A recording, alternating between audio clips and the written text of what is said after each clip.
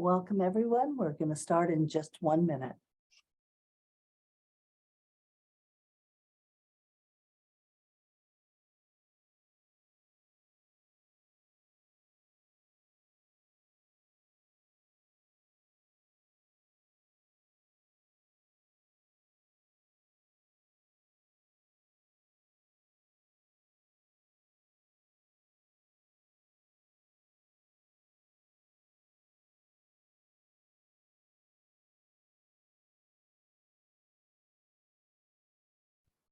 All right, looks like most everyone's in, so we'll go ahead and get started. This is Bonnie McFarland, and I'd like to welcome you to today's meeting. I'd also, on behalf of the team, we really would like to wish you the best of the holidays and hope you get some time off, but hope that doesn't feel more like it's coming from the Grinch once you see the agenda that we have for you. So hope everything we have here does not get in the way of your enjoying the next few weeks. But you will be hearing from all of our team, and I'll let them, we'll introduce them as we go through today. There is a link in the chat to the slides, so you can pull those down. And I think there's one handout in there, so there's a link for that, and you can go ahead and access those. So let's move right into today's agenda. And as usual, it's a full agenda. We keep thinking it's going to, at first we thought this would be a light one, but no, there's always something coming on your plate. We wanted to, first of all, just spend a little time preparing you for the CONAP submission. We'll have some information and updates on that, but there's some things that we just wanted to put on your radar now to be thinking of before that submission. We also wanted to spend some time looking at a review. We actually talked about this, some time ago. We did a little review of the Brown and the Green app because there's some confusion on that. But today we wanted to just quickly review that. And then we often get questions about where things should go on an agenda. You've had so many plans and approvals coming through recently. So we just wanted to spend some time looking at that and how to make those decisions, and also some changes coming in the Brown Act. And we wanted to make sure you knew that that was applicable to school boards, not to your councils. Then you can see the long list of updates and a number of programs. We have some information just on the Prop 28 art and some music, just kind of to let you know. Obviously that just passed, and so there's not a lot of information out, but we're sharing what we do have on that. And then a few other of the various programs you're working on, some updates on those. And also we want to just again provide you with a reminder on ESSER funds. Those are still out there. You still have some there. And we particularly wanted to mention this because those funds are subject to federal audits. And just a reminder there that you have federal program monitoring, FPM, and some of you breathe a sigh of relief when you don't get picked for that or get through it. But keep in mind that is only one form of reviewing. We also, federal funds are subject to federal audits, and because of the amount of these funds nationwide, as you might imagine, the Office of Management and Budget and the Inspector General's office have their eye on these monies and will be auditing them. So just in case that comes your way, you need to be prepared for a federal audit. Then we're going to have an update on federal program monitoring, and kind of along the same vein, we've had some concerns about what we're seeing in FPM reviews that are troublesome, and we just want to talk about some key fundamentals. So Adrienne will be giving you an update on that. And then the LCAP, we're going to review the winter timeline and what should be happening now with the LCAP. So as usual, please put your questions in the chat. Some of these we obviously are going to have to wait for answers to, or seek answers to some of your questions, but they're always good questions. So put them in the chat and we'll get that out to you as soon as possible. And if we can answer any right away, we will, but otherwise we'll send the Q&A. And as you'll see on the next slide, the Q&A will also be posted on our website, so you can get the Q&A from this or from other meetings, and we send it out to all of our participants, so you'll be receiving that. All right, so that's the basics. So let's start on the CONAP. Typically this time of year, we remind LEAs of things to prepare for the pending winter submission. And that's because the winter submission is typically, it's a report of a lot of actions that should have already taken place. So it's not something you should be thinking about in January or February when you're completing it, but it's things that should already be done. So it's important to make sure those actions have already occurred and that you're prepared to document that in the application. So just a few updates on the next slide. And first of all, just a reminder, the CONAP is a two-part submission. You submitted the first part back in August. It was delayed, that particular submission required local board approval. So your first spring submission always requires board approval. This one will not require board approval because you're not applying for funds here. It's typically released mid-January and due at the end of February. That's typical. But the last few years, things have been delayed, and we're hearing again this year they're making some changes that could delay the release date. And that when the release date's delayed, they always delay the submission date. So don't be concerned about that. Then, if they delay the release, they'll also delay the submission. You need to make sure that you're registered for the listserv. So go to the CD website and just look for CONAP and join the listserv, and then you'll be notified as soon as that is released. Once again, no board approval required. However, this submission, it will include multiple fiscal reports and some program and other fiscal information for the current year. So you're going to want to make sure you know who your fiscal people are, connect with them, and make sure they're prepared for those reporting. If you have someone who's worked on before, that's always great because they're familiar with it. If you have a new person, they may need some assistance from you. So we want to just give you a few things to consider now for the upcoming reporting, some things that need to be on your radar. So let's take a look first at carryover. If you had carryover in excess of 15% for Title I, then you have hopefully an option for a waiver. However, that waiver is only available once every 3 years. So if you've had one in that period of time, you are not eligible for a waiver. So hopefully you were able to bring down that carryover by September 30th to 15% or less. If you exceeded that amount and you've not had a waiver, you can apply for a waiver, and the waiver is included in the consolidated application in the winter CONAP. So you're actually, as we say, you're asking for forgiveness because the period for expending those funds already ended. If you exceeded the 15%, you need to request a waiver from CDE. Just to note, CDE in the past few years has been a little bit more strict about the review of the waiver request applications. In the past, waivers were typically approved first time around, no problem. Now they're looking at specific criteria that need to be addressed in that waiver. So if you're anticipating having to request a waiver, if you exceeded the carryover amount, then you need to go to this website, and they've really done a nice job actually of articulating what are the things that you need to explain in that box. And of course, as usual, it's a limited text box, so you only have so much room to work on that. But the criteria they're going to approve it by is in that. If they don't approve the waiver, they'll contact you and ask you for more information. So if you're looking at a waiver, go ahead and check that out ahead of time so you're ready to go on that. All right, next is reservations. That's another thing that needs to have happened already that you're reporting on. And again, this applies to Title I. So there's two types of district reservations under Title I, and those are reported in the winter consolidated application. So keep in mind, Title I is a school level program, and at least 85% of the allocation has to be used at school sites for direct services.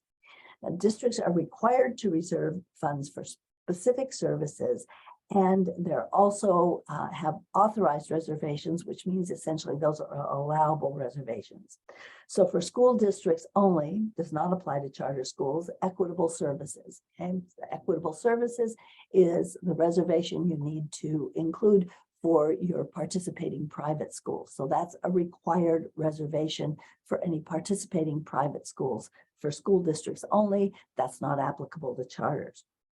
For all LEAs, districts, and charters, you're also required to reserve funds for parent engagement and for services to homeless students.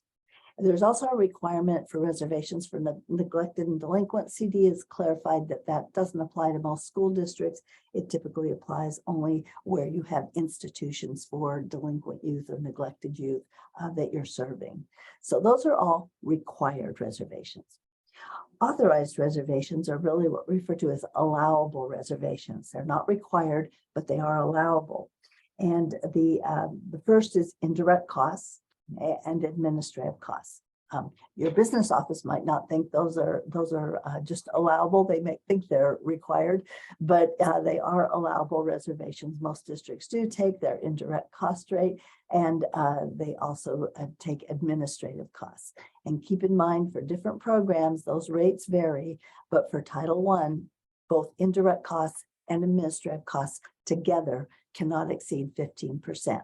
So that's whatever your indirect cost rate is, whatever's left up to 15% is what you have left for operating the program.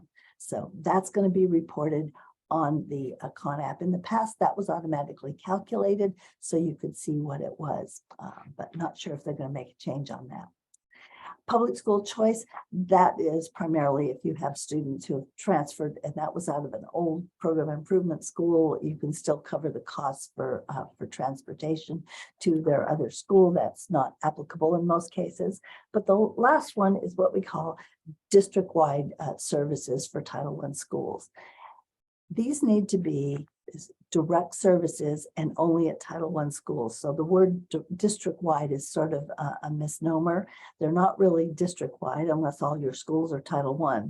But the district can take a reservation for services for Title I schools if the district wants to provide services of some sort at some or all of their Title I schools. Now, there's two ways a district can provide services to Title I schools from the district. And one is after the district has allocated the funds to schools, then the school site council might decide, gosh, there's something we can't afford to do or would like to do, or the district can do this better. Maybe it's working with some TOSAs or something. And in that case, then when they're developing their school plan, they would identify that service that they feel is better provided by the district. And then those funds would go to the district to provide that service, but that would have to be approved by the school site council, documented in the school plan. The other way is through a reservation. The reservation comes off the top before you allocate funds out to schools. So then the district can, and the district should make schools aware of that because this is reducing their school level allocation. So the thing to keep in mind, though, is they have to be direct services. They have to be for Title I schools.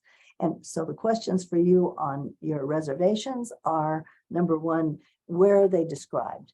Because if it's an off the top reservation, where is that documented? What's going on with those funds? And then how are you tracking those funds? All right, so we mentioned parent engagement as one of the reservations. And just a couple reminders on that, because parent engagement sometimes gets lost in the mix. So we just wanted to highlight it. And first of all, if you're receiving Title I funds, you have to have, the district has to have, or the LEA, a parent engagement policy. And each Title I school has to have a parent engagement policy. And that's for all LEAs receiving over $500,000 in Title I funds. LEAs have to reserve at least 1% of your Title I allocation. So out of the full allocation, and you're going to report that in the winter consolidated application, you have to report that 1% that you're reserving or more for parent engagement. And you'll need to show that at least 95% of those funds are going to Title I schools. Associated with that reservation is the requirement for parent engagement policies. So that 1% should be used to support parent engagement policies at the district and the school level. Schools should include their parent engagement activities in their school plan because that's part of their allocation. And just some things for you to consider. Do your schools know how much is reserved for parent engagement? Do they know how much they should be spending? They should know that now, and it should be articulated in their plan. Is it included in their plan? And how are you tracking their parent engagement expenditures to make sure schools are actually spending those funds for parent engagement activities? So that'll be reported in the application too. The next area are school allocations. So again, this is all Title I. You can see there's a lot of Title I reporting in this submission.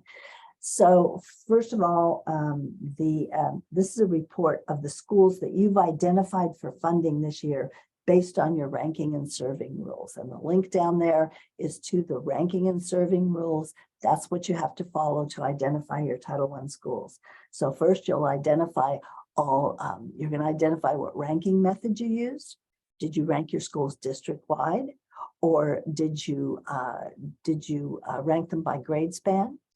You're going to identify which schools are eligible for funding, keeping in mind not every eligible school has to be served. A school can be eligible and not served. That's based on your ranking. You make that decision. And then you're going to list which schools are being served this year. There's also a place for you to list any carryover that's being left at the school site or allocated to the school site. However, you can only leave up to 15%. You can only identify up to 15% of the carryover amount. So if you exceeded the 15% carryover, that can't be allocated in the Con App to your schools. There's also a place for you to show your parent engagement reservation amount for each school. So all of that needs to be in the application and in the reporting. So all of this should have happened already, and schools should be aware of their funding, and the schools should have been ranked early in the year. So keep in mind, this is just a reporting of all of that, but all of that should have happened by this time. Right. And then next is the equitable services. And just a reminder that CDE's website, they have a form for calculating your equitable service amount, which is helpful. Okay. All right. One more area we wanted to talk about, and that is transferability. And I wanted to mention it because it appears that CDE may be making some changes to the reporting for federal transferability on the Con App. And as you recall, federal transferability comes out of Title V of ESSA, and it allows funds to be transferred between Title II and Title IV, Part A of those two programs. You can transfer between the two, or you can transfer out of Title II or Title IV into any of the programs listed there. Most common is Title I and Title III. But you can transfer into those programs. You could only transfer out of Title II and Title IV. Okay. This reporting on this has been troublesome for CDE because it impacts multiple pages. Because as you can see, if you take money out of a program, you have to show where it went into the other program.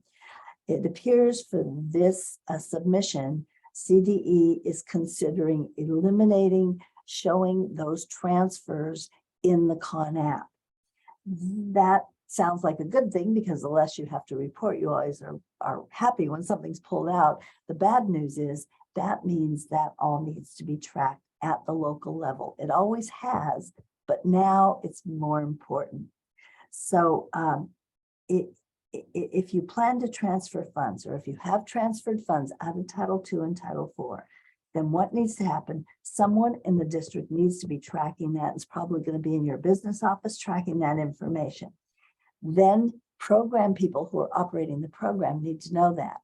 So if $500,000 was transferred out of Title IV into Title I, your Title I people need to know that so they can plan for those expenditures.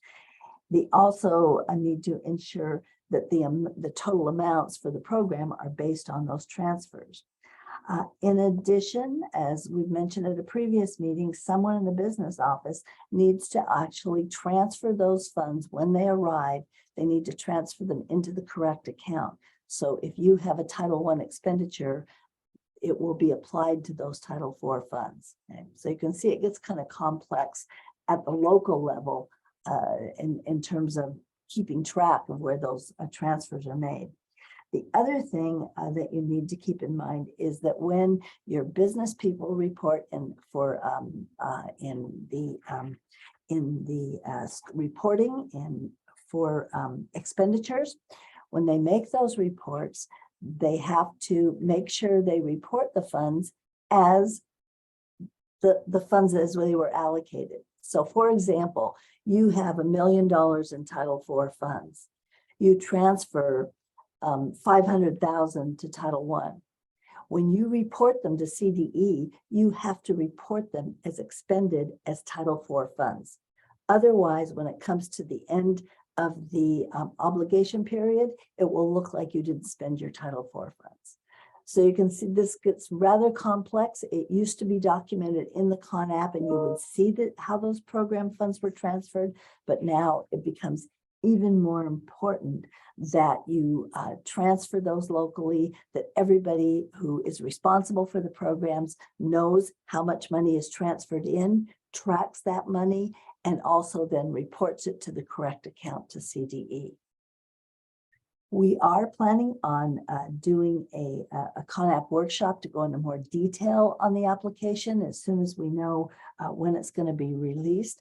But those are just a few things we wanted to put on your radar that should have happened already, that you'll be reporting, and it'll make it easier for you if you have those all in line by the time it's the application is released. And I have a feeling I may have misspoken on something, but I'll take a look at the links while we're going and correct it later if I did. All right, I'm going to turn it over now to Debbie and let her give you an update on the Brown Act. Thank you, Bonnie. Good morning, everyone. Next slide, please. So as Bonnie said, we're going to review the Brown and Green Act, and green is not really green, but I just did this for a visual pairing, good teacher strategy. But the Brown Act is a legal requirements for conducting business for legislative bodies, and that would include a school board. The Green Act requires different requirements, and they exempt school committees from the Brown Act, but do give requirements for public meetings for school districts. And they exempt them from certain parts of the Brown Act, but create a separate set of rules to ensure that the meetings are open. Next slide, please. So the general purpose for the Brown and the Green Act, again, we put this as a side-by-side comparison. So the general purpose for the Brown Act is to ensure public access for how local governments make decisions. And that would include a school board, but this is not just solely for school board. City councils would be covered here as well. Now, the Green Act creates additional public meeting requirements for solely for school districts. The Green Act also states that certain parent advisory committees are exempt from the Brown Act, and it states that DLAC, ELACs, DACs, and school site councils are specifically referenced there. Next slide, please. Decision-making and the requirements for posting the agenda and documents prior to the meeting are the intent to operate transparently for both of these acts, which is the entire reason the meetings are considered open and the public may attend. So both have those requirements for posting the agendas early and for open public access. But as Bonnie mentioned, there was a slight change. So on September 30th, 2022, you may have heard that Governor Newsom signed into law Assembly Bill 2647. And this slightly modified the Brown Act's requirements for disclosure of public records related to agenda items. And the bill does go into effect on January 1st, 2023. But from a practical perspective, this new law does not require any public agency to do anything really different. If it doesn't already do so, a public agency may want to include on all meeting agendas, a link to the agency's website so that the agency retains flexibility in determining how to comply with the Brown Act's writing posting requirements. Agencies may continue their usual practice of making such writings available for public inspection. So they signed this in, and we did a lot of searching and reading about this AB 2647. And what it really does is saying that you can post on your agenda the link to all of those public documents, which most often that's the practice as already implemented. So next slide, please. The two key differences between Brown and Green Act are with the Green Act, there are in these two areas, communication and the violation of the code. The Green Act does not have a provision prohibiting communication among a majority of members outside of the public meeting, whereas the Brown Act does prohibit any of the members discussing anything outside of the public meeting, any agendized item outside of the public meeting. And criminal charges against individuals for intentional violation are not authorized under the Green Act. And of course, because many of those parent councils are voluntary positions, whereas the Brown Act, those are applied to those elected officials, and possible criminal charges are enforced for those who do break the rules and violate the statute. Next slide, please. So these are the Brown Act's teleconferencing requirements, and you can see Green does not have any restriction for teleconferencing. But these teleconferencing requirements are separate and apart from the COVID teleconferencing requirements. So these have been in place, and they ask that you give notice of each teleconferencing location from which a member will be participating in a public meeting, and each teleconferencing location must be specifically identified in the meeting notice and agenda, including a full address and room number. Each teleconference location must be accessible to the public. Members of the public must be able to address the body at each teleconference location. You must post agendas at each of the teleconference locations. And during the teleconference meetings, at least a quorum of the members of the local body must participate from locations within the boundaries of the territory over which the local body exercises jurisdiction. So these, again, are the teleconferencing requirements under Brown prior to COVID. Now, next slide. AB 361 was established in response to COVID, and it waived several requirements of the Brown Act, expressly or implied, requiring the physical presence of members of the legislative body or the clerk or the personnel of the body, and the public condition of participation in establishing quorum for the public meeting.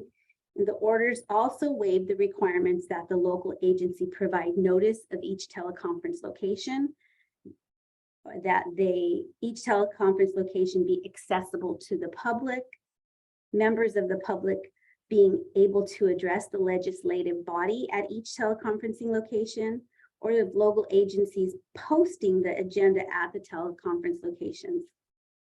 So under AB 361, if the state of emergency remains active for more than 30 days, a local agency must proclaim the findings by majority vote every 30 days to continue using the law's exemptions from Brown's teleconferencing rules. And they will have to agendize the item to continue using the law's exemptions for as long as it deems necessary. AB 361 does not rely on any previous executive orders, but it remains in operation and available to special districts by virtue of the fact that the March 4th, 2020 state of emergency was proclaimed, and it remains active unless and until the governor rescinds that March 4th, 2020 state of emergency. AB 361 will apply, but it will sunset on January 1st, 2024. And I think back in October, the governor did mention intent to close the state of emergency at the end of February 2023, but that yet remains to be seen. So if school boards are using this teleconferencing AB 361, it needs to be on the agenda every 30 days. That's something we make sure you want to remember. Next slide, please. Okay, so we often have questions about how to list items for board agendas. So we had a lengthy discussion in our team and researched how do we know what to do? And after much discussion, we came to the simple answer that it is found. The answer is found in the requirements as outlined in the education code for the program. So go to the law, to the language of the law.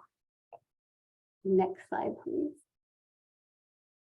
So this is an example of one of the arts, music, and instructional materials instructional block grant, which states, the governing board or body of each school district, county office of education, or charter school receiving funds pursuant to this section shall discuss and approve a plan for the expenditure of funds received pursuant to this section at a regularly scheduled public meeting. So the words discuss and approve dictate what the board must do, and when is at a regularly scheduled public meeting. So when in doubt, we go to the language of the law. And you always are welcome to ask us, but we want to give you this advice because after much research, we came back to where do we figure this out? And it actually is in the language of the law. And that's it for me.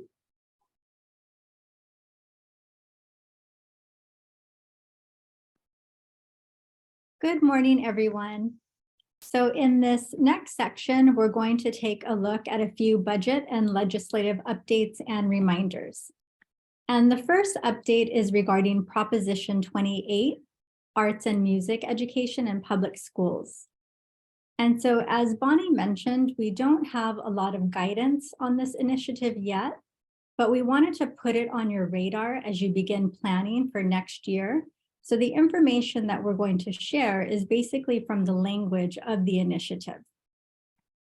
So as you may know, Proposition 28 was passed last month, and this measure requires the state to provide additional funding beginning with the 2023-24 fiscal year to increase arts instruction and programming in public schools. And this includes charter schools. So the amount required each year is equal to 1% of the constitutionally required state and local funding that public schools received in the prior fiscal year. So this equates to nearly $1 billion for this measure for the 2023-24 fiscal year. And the funding will come from the general fund side of the state budget and not out of the Proposition 98 minimum guarantee. Also, the proposition allows the legislature to reduce funding for arts education in a year when it suspends the constitutional spending requirement. Now, the funding will be allocated directly to LEAs based on enrollment in preschool and K-12, with 70% of the share based on LEA enrollment in the prior fiscal year, and the remaining 30% based on enrollment of low-income students in the prior fiscal year. Now, LEAs are allowed to set aside up to 1% of the funding for administrative costs, but the remainder of the funds must be allocated to all school sites based on their student enrollment, according to that 70-30 split that was just mentioned. Next slide, please. So the measure requires funding to be used for arts education programs. And per the initiative, this includes a number of things, such as instruction and training, supplies, materials, and arts educational partnership programs for instruction in things like dance, media arts, music, theater and visual arts, graphic arts, computer, coding, music composition, costume design, and a variety of other areas. It's also important to note that there is specific language within the proposition that requires this funding to supplement existing arts and music programs, and LEAs will have to annually certify that the funds received will be used to supplement funding for arts education programs, and that funds received in the prior fiscal year were in fact used to supplement arts education programs. Also keep in mind that these funds are subject to the annual audit.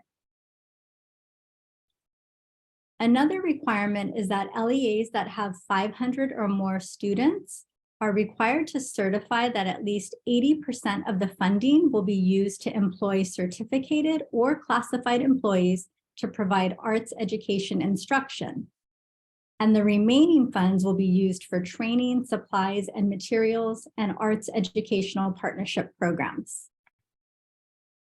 Now, the CDE is permitted to provide a waiver from the 80% staffing requirement to school sites upon written request from the principal. And so we don't have a whole lot of guidance right now on what that'll look like. So we'll have to see what that process will look like from the CDE. The measure also requires the principal of each school site or the program director of a preschool to develop an expenditure plan for the use of the funds. Additionally, the measure requires LEAs to submit an annual board-approved report to the CDE that details the types of art programs funded, the program staff, the number of students served, and the number of school sites providing art education programs using the initiative's funds. And this annual report must also be posted on the LEA's website. So again, we don't have any guidance from the CDE at this time, but we will definitely keep you updated as we receive additional information and guidance on this initiative.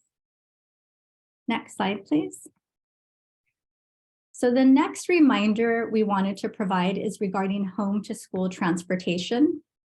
And so Assembly Bill 181 provided ongoing funds to reimburse LEAs for up to 60% of all home to school transportation costs.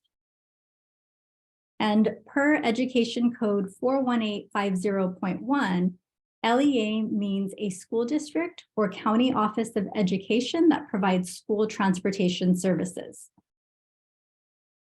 So as a condition of receiving these funds, LEAs must develop a plan, so yet another plan, and this plan must describe the transportation services it will offer to its students, and also how it will prioritize planned transportation services to students in TK, kindergarten, and any of grades 1 through 6.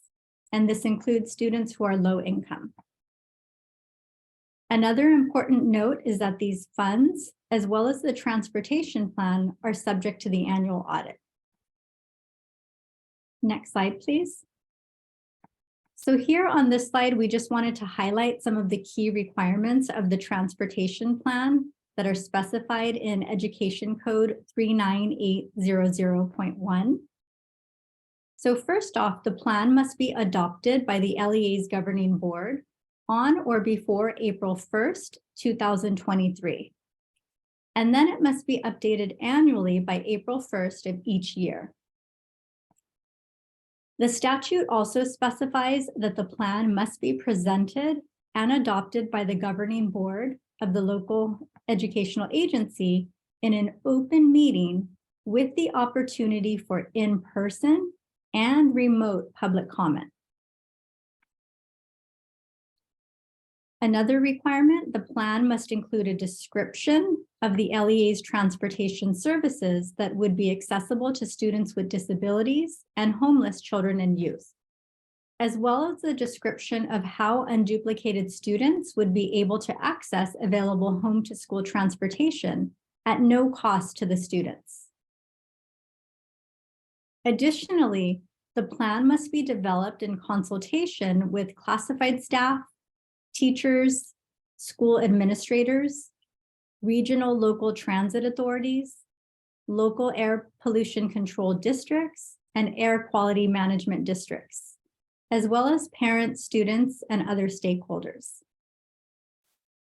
And at this time, a template has not been provided for this plan. However, we have heard that the CDE is developing a template. So we will again keep you updated as we receive additional information on that. Next slide, please.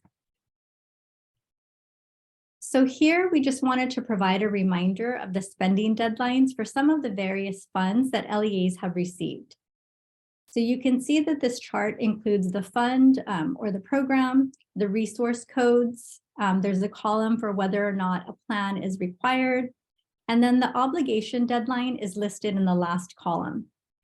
So you can also see that the funds that have an obligation deadline approaching in 2023 are bolded. And then just as a reminder, the ELOG, so the Expanded Learning Opportunities Grant, not to be confused with the ELOP. So the ELOG contains CARISA Act funds as well as ARP Act funds. So LEAs must ensure that they are monitoring the obligation deadline for each resource code separately.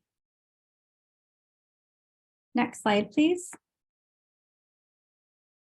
So this next update is regarding the ELOG plan, again, not to be confused with the ELOP plan. And so this is the learning recovery plan that LEAs were required to have adopted by their governing board by June 1st, 2021, as a condition for receiving the ELO grant. And some of you may remember that the template instructions stated that the plan must be updated to include actual expenditures by December 1st, 2022. So please note that this date has been amended.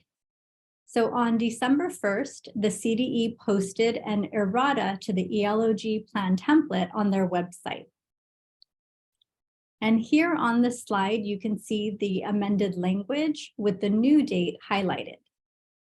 So now LEAs need to update the ELOG plan to include actual expenditures by December 1st, 2024. And this date falls after the obligation deadline for ELOG funds. We've also included the link to the CDE webpage where this errata is posted for your reference. Next slide, please. So here we see some additional language that was added to the ELOG plan instructions. So basically everything that's in bold print was added to the instructions, including the highlighted information, which states that a materially altered plan should be brought to the governing board for adoption, and that school districts must submit their amended plan to the County Office of Education. So for LEAs in LA County that have amended their ELOG plan, the amended plan must be submitted to LACO.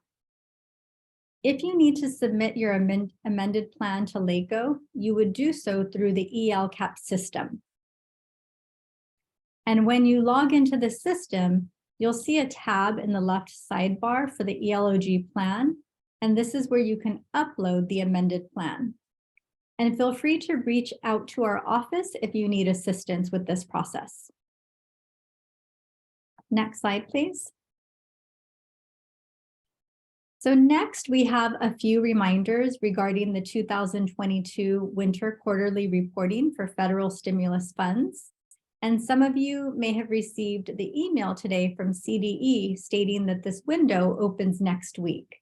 So the 2022 winter quarterly reporting window, it opens next week on December 14th, and it will close on January 13th, 2023. The applicable funds for this reporting cycle are included in the chart on the slide, and you can also see that the resource codes have been included as well as the reporting period. For ESSER 1 and GEAR 1 funds, this reporting is only applicable to LEAs that reported obligations in the 2022 fall reporting cycle. For the other funds, you're reporting expenditures from October 1st, 2022 up through December 31st, 2022. And then also just keep in mind that LEAs are required to submit all reports through the end of the applicable grant period or until funds have been reported as fully expended. Next slide, please. So the CDE presented a quarterly reporting refresher webinar earlier this week, and some of you may have had the opportunity to sit in on this presentation, but in case you didn't, we've included the link to the PowerPoint for your reference.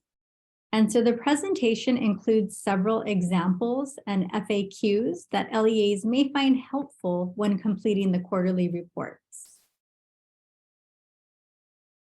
Also included on the slide is the link to the Federal Stimulus Reporting Help page. And this page, LEAs are recommended to review prior to reporting. And then the third link included on the slide is the link to the actual reporting portal. And in the CDE refresher webinar earlier this week, it was shared that LEAs are to use the same password that was used for previous quarterly reporting of federal stimulus funds. Also, if you no longer have access to this password, you can email the CDE at edrelieffunds@cde.ca.gov, and we'll put that in the chat in a moment. But you would include your LEA's name, CDS code, and a description of the issue for support. CDE also recommended that LEAs complete the reporting early in the reporting cycle in case any issues or questions arise. And then another reminder is that there should be coordination between program and fiscal staff when completing the reports to ensure that expenditures are being reported in the correct category. And then lastly, remember that all obligations must be liquidated within 120 days following the obligation deadline. And so that concludes my section. I will now turn it over to Helen and Anita for some reminders regarding ESSER funds. Thank you, Rachel, and good morning, everyone. As Bonnie mentioned at the beginning of the presentation, over the past 2 years, LEAs have received a great amount of money to address the global pandemic to the tune of $189.5 billion in ESSER funds. In this next part of the presentation, we will be reviewing the 3 ESSERs and giving airtime to some important reminders. In an effort to capture your attention, we pose the following question. Should LEAs, county offices of ed, districts, and charter schools expect monitoring and auditing of ESSER funds? The resounding answer is in the affirmative. Yes, the Department of Education, through a single audit and/or FPM, will monitor the use of ESSER funds. As well, the Office of Inspector General has purview to audit program implementation, as may any other federal agency, commission, or department. In all, ESSER funds are subject to audit requirements. As a recap, there are 3 ESSER funds that were provided to LEAs over the past 2 years. The intent of these emergency relief funds is to address the impact of COVID-19 in elementary and secondary schools across the nation. Each separate elementary and secondary school emergency relief fund, ESSER for short, was provided from 3 distinct congressional acts. ESSER 1 funding was allocated through the Coronavirus Aid, Relief, and Economic Security Act, also known as the CARES Act. This fund allocated $13.2 billion. Next, the Coronavirus Response and Relief Supplemental Appropriations Act, known as CARISA, provided an additional $54.3 billion. Then in March 2021, the American Rescue Plan, known as the ARP Act, provided an additional $122 billion to help safely reopen schools and address the impact of COVID-19. In all, the 3 ESSER funds total $189.5 billion to aid to LEAs, including charter schools that are LEAs. ESSER funds were awarded to state education agencies in the same proportion as each state received funds under Title I, Part A. In order for your ESSER expenditures to be allowable for any of the ESSERs, there are 3 requirements that must be met at minimum.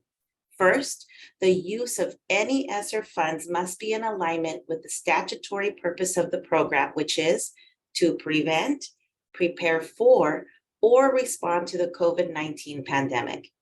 Second, expenditures must be allowable under the broad range of activities approved in each congressional act. And third, federal requirements mandate that these funds are subject to federal regulations. When expending ESSER funds, ensure that all 3 requirements listed on this slide are being met. Let's take a deeper dive into the first requirement. The graphics on this slide remind us that the statutory purpose of all 3 ESSER funds is to prevent, prepare for, and respond to the COVID-19 pandemic, PPR. Although there are 3 ESSER funds awarded through 3 different congressional acts, the purpose of all 3 ESSER funds is first and foremost to address the impact of COVID-19 on elementary and secondary schools and students. Consider how ESSER funds are being used at your site in order to prevent, prepare for, or respond to the COVID-19 pandemic. Funds are available for a wide range of activities to address the diverse needs arising from or exacerbated by the COVID-19 pandemic, or to emerge stronger post-pandemic. The next slides will provide some additional guidance on allowable activities and uses. The second requirement of the ESSER funds mandates the use of the funds in accordance with allowable uses. An LEA may use ESSER funds for the broad range of activities listed in Sections 18003D of the CARES Act, Section 313D of the CARISA Act, and Sections 2001P of the ARP Act. Although the lists of allowable uses of funds are not identical, any of the ESSER funds, ESSER 1, ESSER 2, or ARP ESSER, may be used to support all of the allowable uses of funds listed in any of the ESSER programs. The activities that LEAs may implement with ESSER funds are found on the next slides. Preventing the effects of the pandemic could include staff training on sanitation, purchasing supplies to clean and disinfect facilities used by students and staff, and/or improving ventilation as noted by the red graphic. Preparing for the recovery of the negative effects of the pandemic had on student learning can include professional development for teachers on the use of evidence-based interventions in the classroom, planning and implementing activities related to summer learning and/or supplemental after-school programs. LEAs may respond to students' social, emotional, mental health, and academic needs as schools recover from the pandemic. The graphic outlined in pink calls our attention to allocating resources in ways that advance equity and ensure they are adequate for providing opportunities and support students need to succeed are particularly important as we recover from the disproportionate impact of the COVID-19 pandemic on communities of color and communities experiencing poverty. Addressing the many dimensions of resource equity, including equitable and adequate school funding, well-prepared, effective, and diverse educators and staff, access to a well-rounded education, and integrated support services can begin to mitigate the impact of COVID-19 on schools and students and close long-standing gaps in educational opportunity. Allocating resources in ways that advance equity and ensure they are adequate for providing opportunities and support students need to succeed are particularly important as we recover from the disproportionate impact of the COVID-19 pandemic on communities of color and communities experiencing poverty. Addressing the many dimensions of resource equity, including equitable did I say this twice? Sorry. Equitable and school funding, well-prepared, effective, and diverse educators and staff, and access to well-rounded education. And integrated support services can begin to mitigate the impact of COVID-19 on schools and students and close long-standing gaps in educational opportunity. Next slide, please. In all, these next two slides consolidate the allowable use of ESSER funds from all three congressional acts. For example, listed here, you can see that any activity authorized by the Elementary and Secondary Education Act, the Individuals with Disabilities Education Act, IDEA, the Adult Education and Family Literacy Act, the Carl D. Perkins Career and Technical Education Act of 2006, Perkins, or the McKinney-Vento Homeless Education Assistance Act is an allowable use under ESSER. Next slide.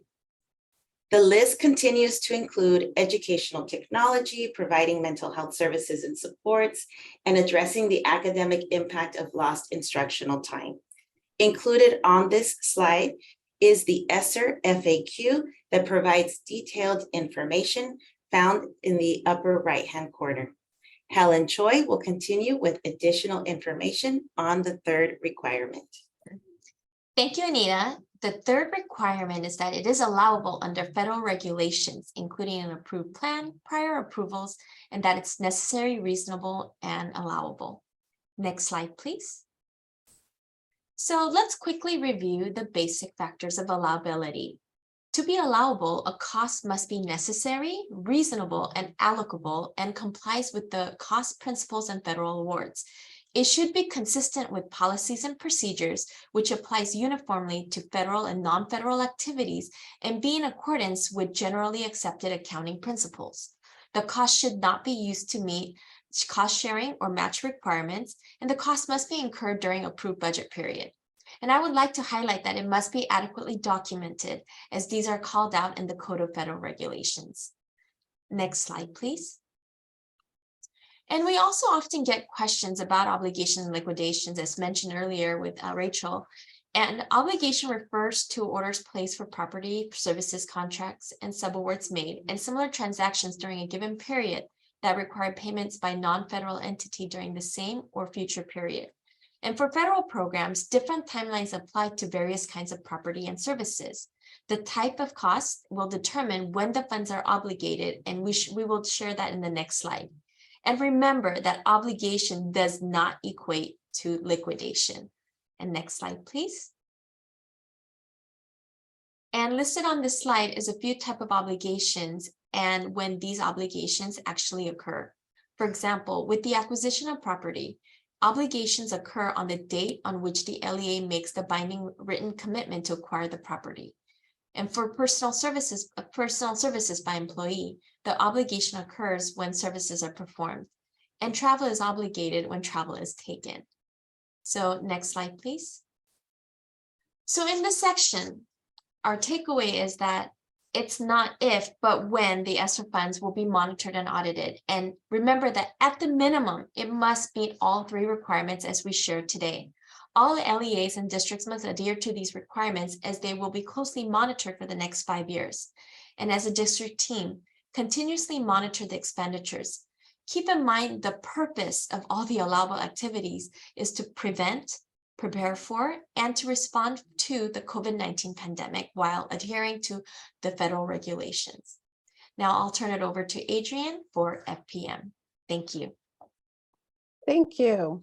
Good morning. And now for the federal program monitoring update, we will be reflecting on some overall observations from the current FPM reviews that have been taking place this year, starting in September through to last month in November. The 22-23 FPM reviews have been taking place. Like I said, they started in September and they will continue on until June of 2023. CDE has shared some statewide observations on the current FPM reviews that have taken place thus far. Reflecting on Cycle A and Cycle C's on-site and online reviews, here are some statewide observations. They've noted that there has been a lot of compliance issues in physical education, uniform complaint procedures, and education equity. Many of these issues have to do with non-compliant local board policies.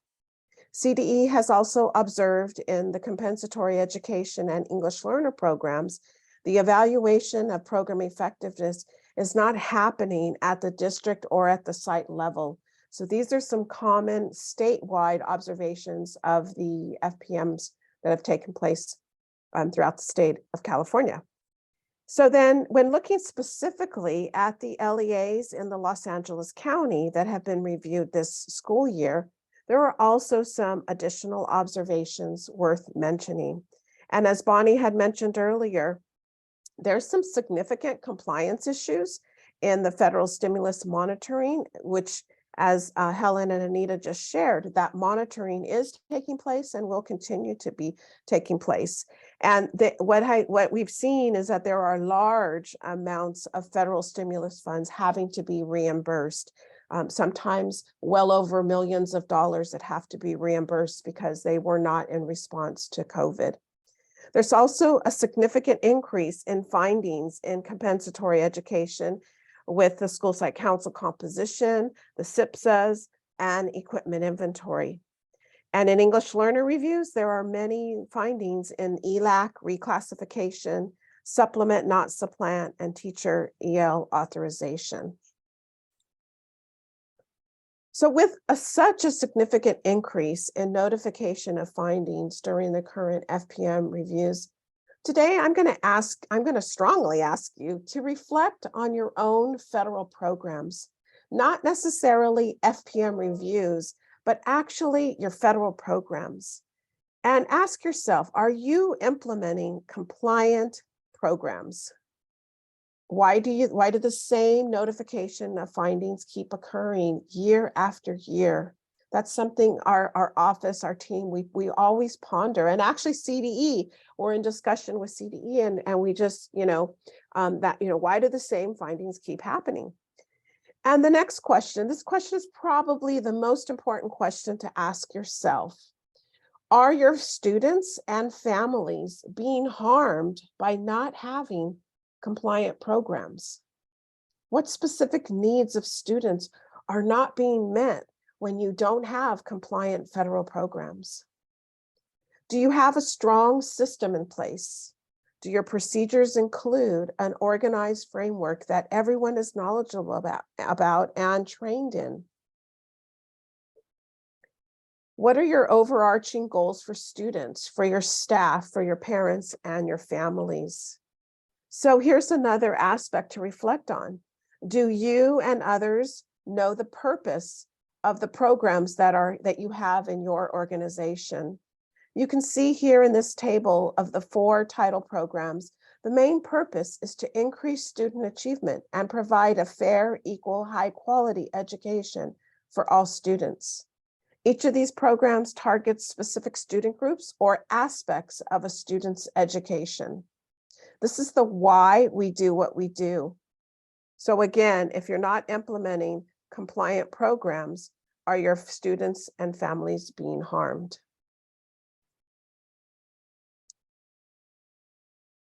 The policies that you have in place and the procedures and the internal controls are critical to making sure that your programs are compliant. The policies you have in place provides the purpose of why you are doing what you're doing. It also provides specific guidelines, and it ensures that the LEA is complying with the federal requirements. Your procedures are important because it provides the step-by-step instructions to be followed. It states specifically the who, the what, the when, and the how the policy will be implemented.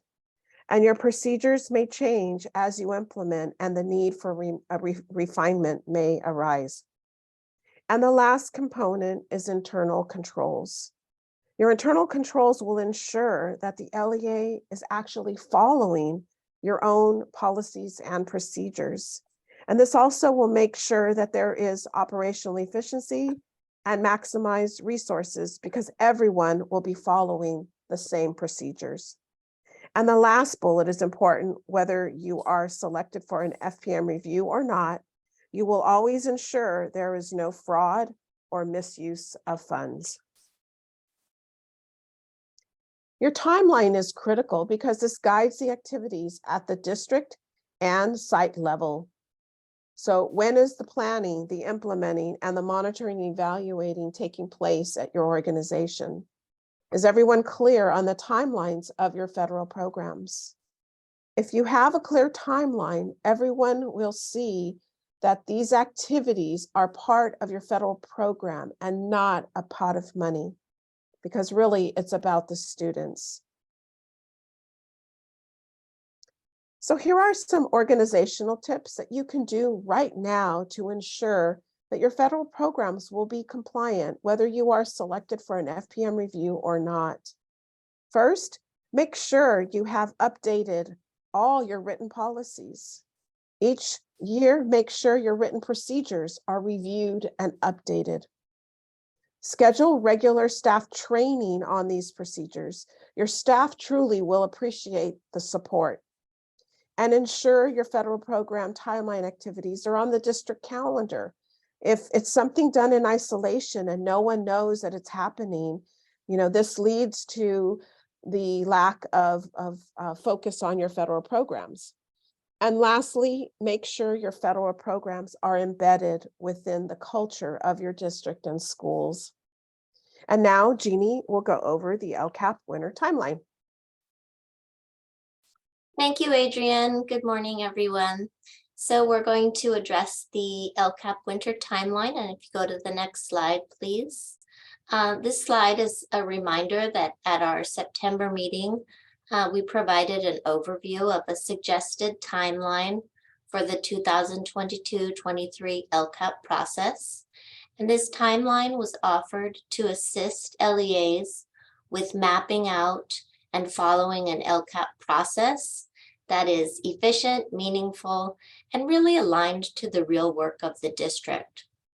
Putting a process in place can ensure that the LCAP is straightforward and comprehensible for educational partners, reflects what is occurring across the district, and is efficient for staff to complete while meeting all approval requirements. Our team has recently reached out to all of our LA County districts to share and discuss the timeline with district teams and to meet with these teams of program and fiscal staff to collaborate and support their process. Next slide, please. The timeline is offered to assist the LEA to organize their process in 3 key phases, which are interdependent and occur over the course of the school year. Each phase highlights actions, expenditures, and effectiveness, engaging educational partners and the governing board, and offers considerations and reflections regarding each of the phases. So you can see from the graphic, the fall phase focuses on LCAP implementation. In the winter, the focus addresses the LCAP goal analysis. And in the spring, the focus is on LCAP development for the coming school year. Today's presentation highlights the LCAP goal analysis process that ideally occurs in the winter and early spring, so that LEAs can engage in meaningful reflection on what they are implementing, understand their projected expenditures, and the effectiveness of these services for their students and families.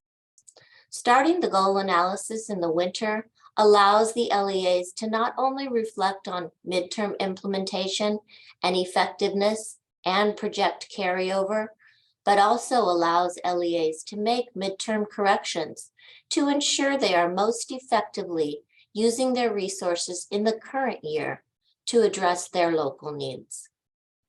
Next slide, please. So the winter section in the timeline focuses on the LEA's process for goal analysis.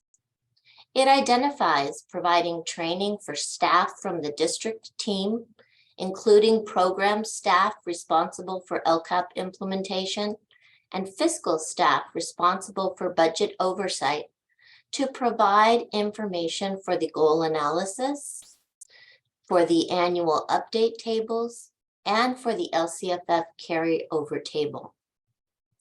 The timeline intentionally includes training for those staff with oversight responsibility to share information in the goal analysis that aligns to the goal analysis questions included in the LCAP template.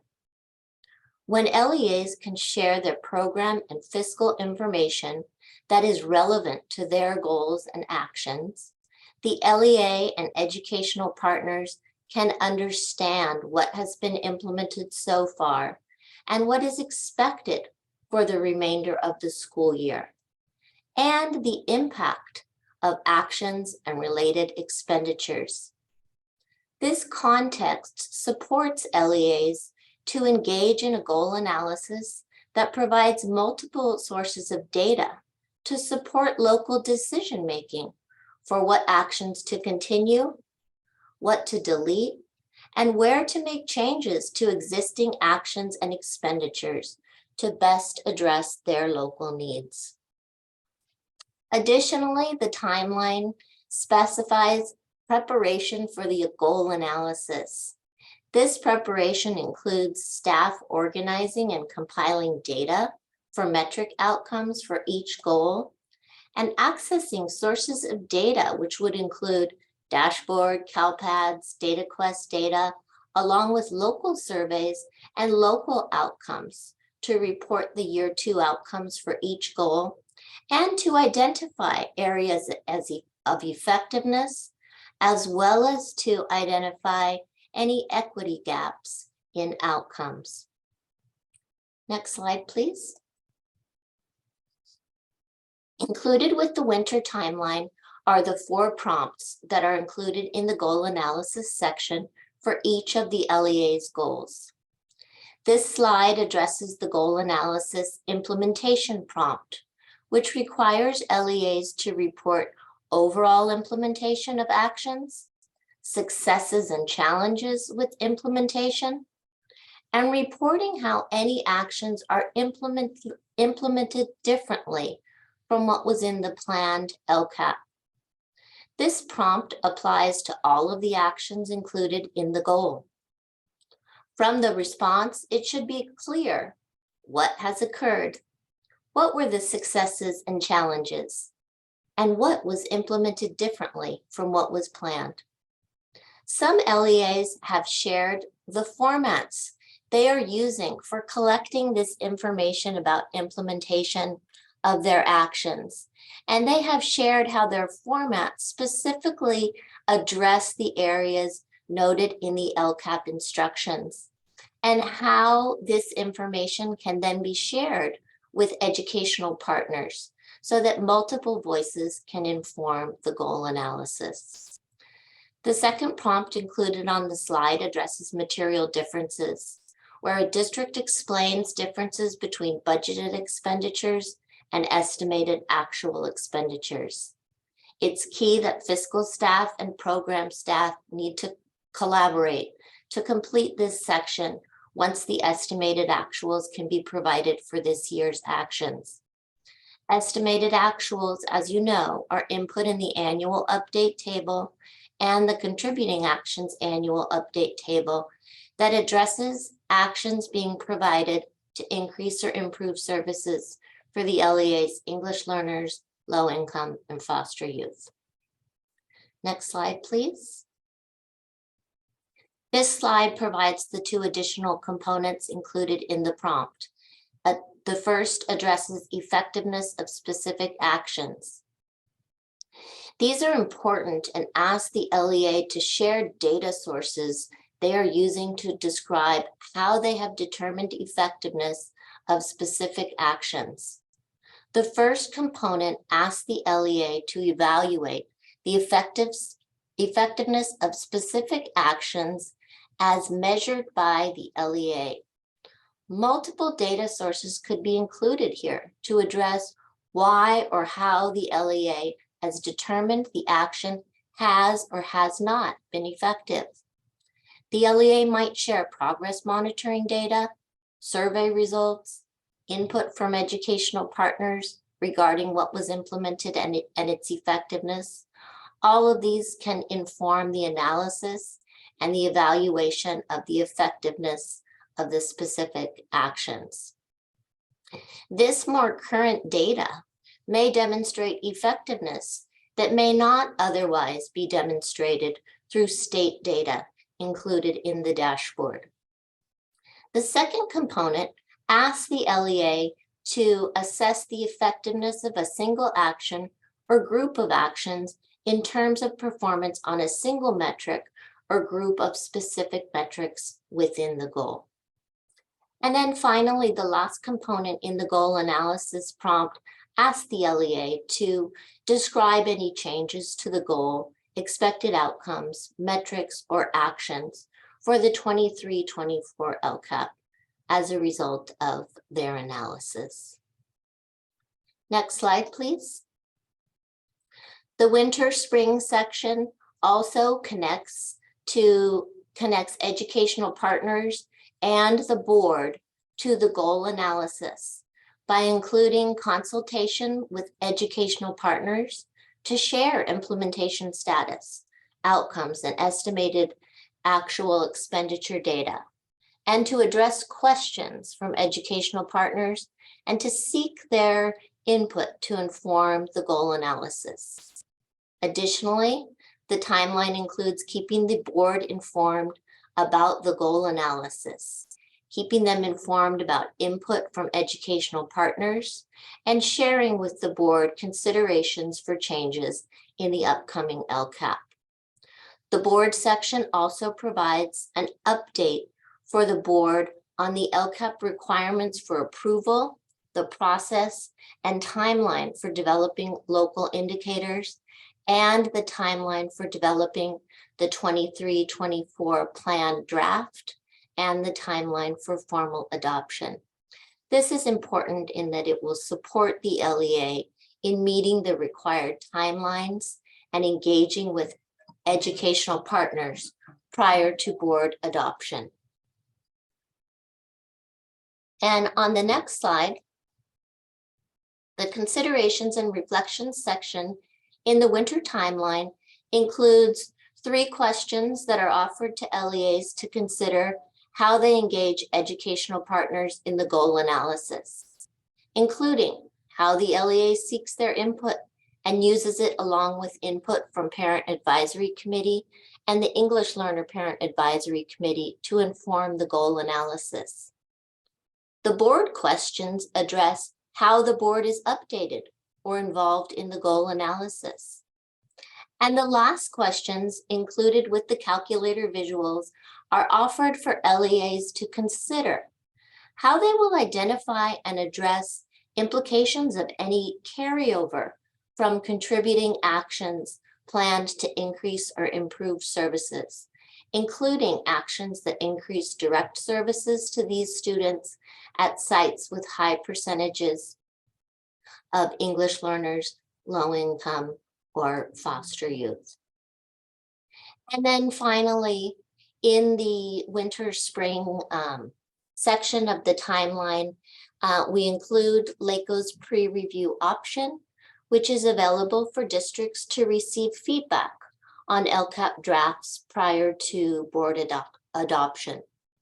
Many districts who used this process last year were able to make needed revisions prior to their board adoption in June.